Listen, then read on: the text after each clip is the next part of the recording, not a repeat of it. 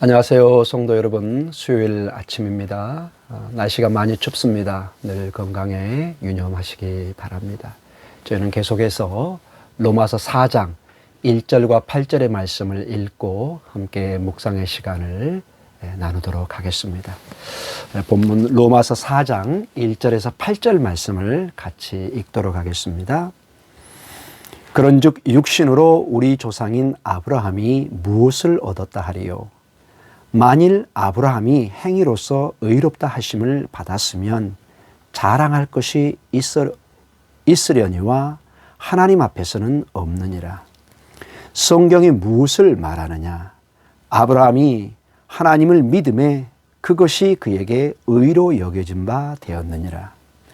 일하는 자에게는 그 싹이 은혜로 여겨지지 아니하고 보수로 여겨지거니와 일을 아니할지라도 경건하지 아니한 자를 의롭다 하시는 이를 믿는 자에게는 그의 믿음을 의로 여기시나니 일할 것이 없이 하나님께 의로 여기심을 받은 사람의 복에 대하여 다윗이 말한 바 불법이 사함을 받고 죄가 가리워짐을 받는 사람들은 복이 있고 주께서 그 죄를 인정하지 아니하실 사람은 복이 있도다 함과 같으니라.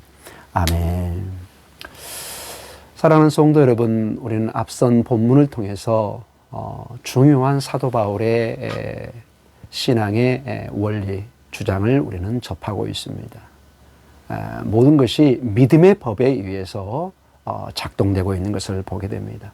더 이상 율법이나 어떤 행위가 아니라 십자가에 달려서 죽으시고 우리를 위해서 죽으신 그 예수 그리스도를 믿음으로 우리가 의롭게 되는 놀라운 신앙의 진리를 우리는 접하고 있습니다.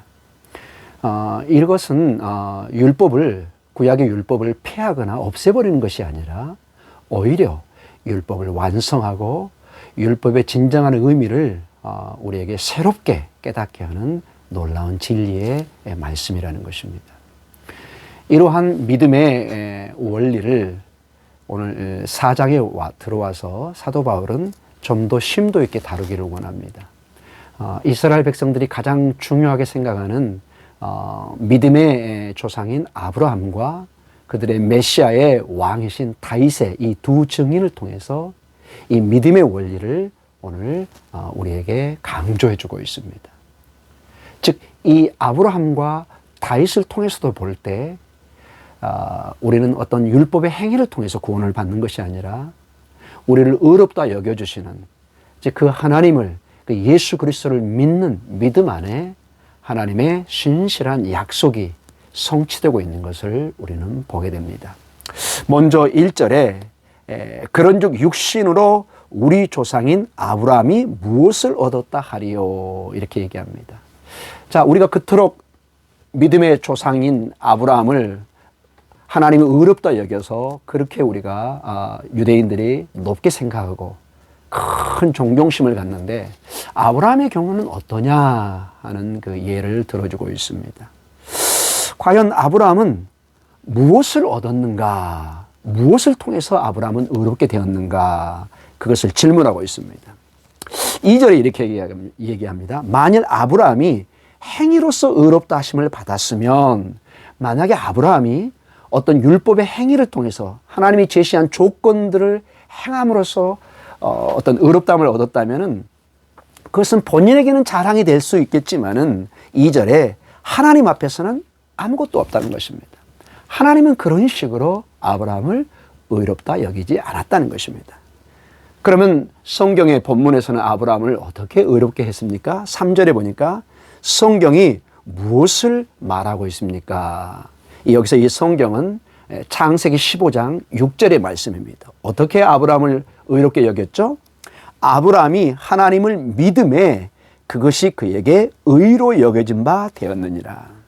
아브라함이 행위가 아니라 그저 하나님을 믿음으로, 그 믿음을 하나님이 기쁘게 여기시고 그 믿음을 통해서 믿음을 보시고 너는 신실한 자다, 너는 나의 신실한 하나님의 자녀다, 의롭다 이렇게 여겨줬다는 것입니다.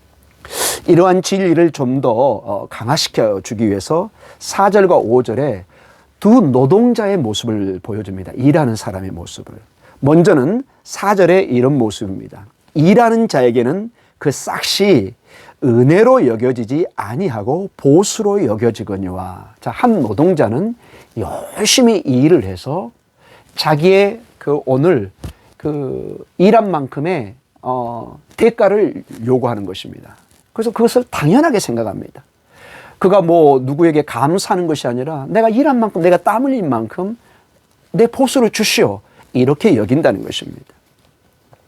근데 5절에 일을 아니할지라도 경건하지 아니한 자를 의롭다 하시는 일을 믿는 자에게는 그의 믿음을 의로 여기시나니. 자, 반대로 어떤 노동자가 있는데 이 노동자는 제대로 일을 못해요. 받을 품삯도 없어요. 그런데 하나님이 어떻게 보면 일하지 않는 그 악한 자를 의롭다고 여겨져요. 그 악한 자를 괜찮다고 해줘요. 이것이 놀라운 진리의 이제 한 모습이죠. 그의 그 하나님을, 그 주인을 믿는. 그러니까 앞선 노동자는 주인에게 당연히 손 벌리면서 내 대가를 주세요, 이런 사람과 두 번째 노동자는 일을 제대로 못했어요. 그 이유가 뭔지는 못하지만 여기 보면은 어떻게 보면 악하여서 일을 못한 겁니다. 근데 그 사람을 의롭게 여겨져요. 그리고 그 의롭게 여기는 주인, 이 본문 전체로 본 하나님을 이 두 번째 노동자는 믿습니다. 그를 신뢰합니다. 그런데 하나님께서 그 주인이 그 믿음을 보고 그를 의롭다, 이렇게 여겨준다는 것입니다. 참 인간적으로는 논리적으로 쉽게 이해가 안 되는 부분입니다. 자, 이렇게 이해가 잘 안 되는 부분에 대해서 이제는 두 번째 증인을 통해서, 즉 다윗을 통해서 이 진리를 값없이 주어지는 그 은혜를 강조해 주고 있습니다.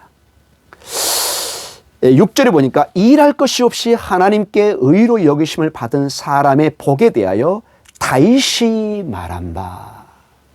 자, 다윗의 예를 들면서 시편 32편의 예를 듭니다.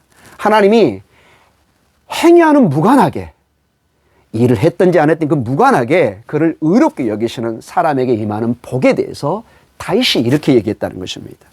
7절에 불법이 사함을 받고 죄가 가려짐을 받은 사람들은 복이 있고, 즉 율법을 어겨도 용서받고 죄도 덮어진 사람들은 복이 있다는 것입니다. 8절에 주께서 그 죄를 인정하지 아니하실 사람은 복이 있도다. 주님께서 그 죄를 인정하지 않으실 사람은 복이 있다고 놀라운 축복의 얘기를 하고 있습니다. 즉 우리가 의롭다 여겨지는 우리의 구원의 사건은 어떠한 우리의 어떤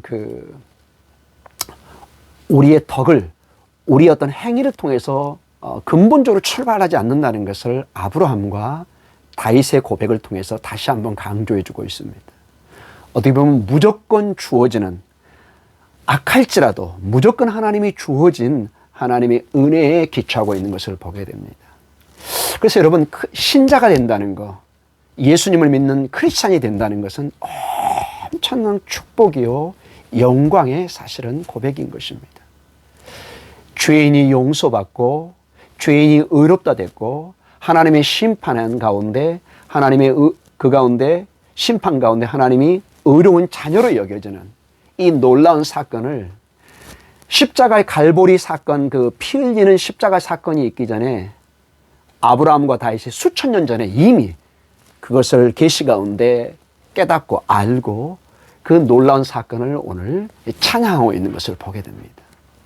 저희들도 동시에 오늘도 이 하나님의 은혜, 이 하나님의 그 십자가의 은혜를 생각하면서 찬양과 감사로 나아가기를 원합니다.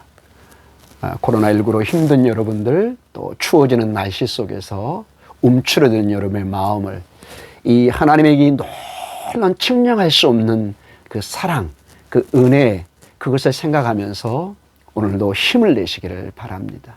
오늘도 담대한 믿음으로 찬양하며 승리하는 하루가 되시기를 간절히 축원합니다. 우리 기도하겠습니다. 하나님 아버지 감사합니다.